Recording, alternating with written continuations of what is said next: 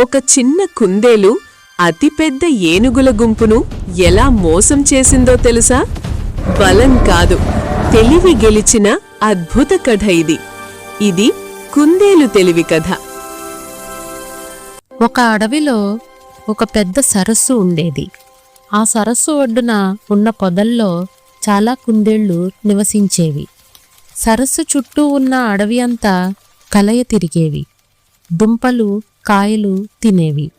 సరస్సులోని నీరు తాగేవి. ఆడుతూ పాడుతూ ఎంతో హాయిగా జీవించేవి. వాటికి సుబుద్ధి అనే ముసలి కుందేలు నాయకత్వం వహించేది. కుందేళ్లకు ఎటువంటి కష్టం వచ్చినా తన తెలివితేటలతో, సమయస్ఫూర్తితో ఎదుర్కొని కాపాడేది. కాలమంతా ఒకే రీతిగా ఉండదు కదా. కష్టాలు, సుఖాలు ఒకదాని వెంట ఒకటి వస్తుంటాయి. ఒకసారి ఈ కుందేళ్లకు ఒక కష్టం వచ్చింది.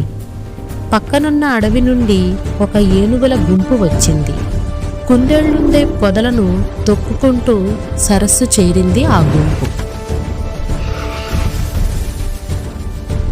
చాలా కుందేళ్లు వాటి కాళ్ల కింద పడి గాయపడ్డాయి.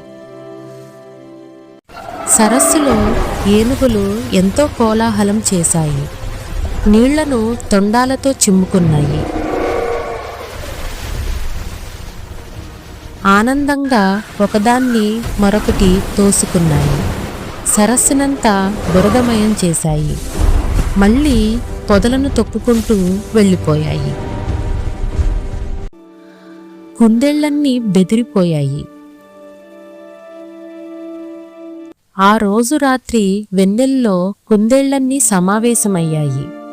ఏనుగుల వల్ల కలిగిన ఇబ్బందుల గురించి చర్చించాయి. వీటి బారి నుండి ఎలాగైనా తమని కాపాడమని సుబుద్ధిని వేడుకున్నాయి. సుబుద్ధి కూడా తీవ్ర ఆలోచనలో పడింది.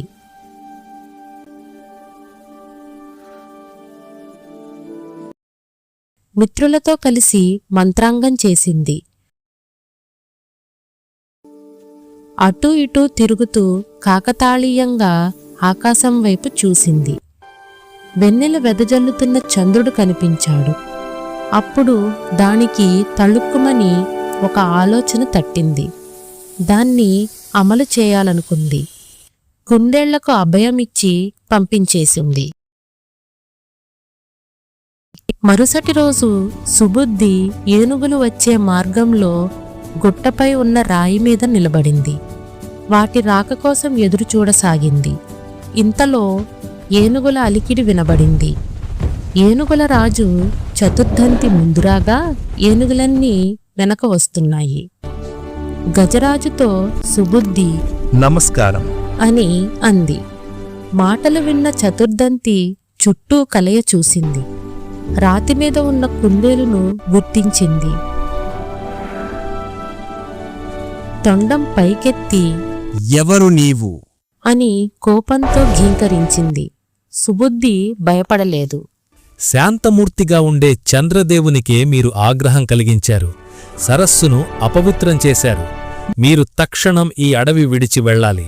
లేకుంటే చల్లని కిరణాలనిచ్చే చంద్రదేవుడు అగ్నికిరణాలను ప్రసరించి మిమ్మల్ని దహిస్తాడు అని చెప్పింది. తొణుకు బెణుకు లేకుండా ధైర్యంగా సుబుద్ధి పలికిన పలుకులను చతుర్దంతి ఆలోచించింది. కుందేలా, మాటలు నేను నమ్మలేకుండా ఉన్నాను అని అంది. దానికి సుబుద్ధి, గజరాజా, రాత్రికి వెన్నెల రానియండి. మా చంద్రదేవుని ఉగ్రరూపం చూద్దురుగాని అని అంది. ఆ రోజు పున్నమి రాత్రి.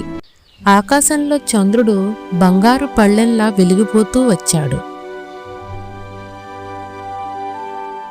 అప్పుడు సుబుద్ధి చతుర్దంతిని సరస్సు దగ్గరికి తీసుకువెళ్ళింది. నీటిలో చంద్రుని ప్రతిబింబాన్ని చూపించింది. నీటి అలల్లో చంద్రబింబం ఎర్రగా కదులుతూ కనిపించింది.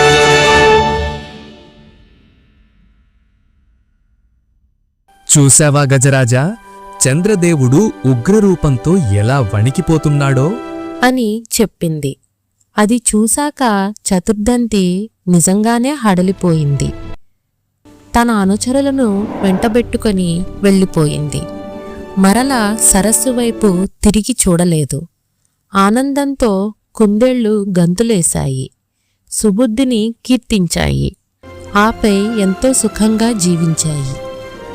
బలహీనులైన బుద్ధి కుశలత ఉంటే బలమైన శత్రువుల నుండి తమని తాము రక్షించుకోవచ్చు అనేదే ఈ కథలోని నీతి.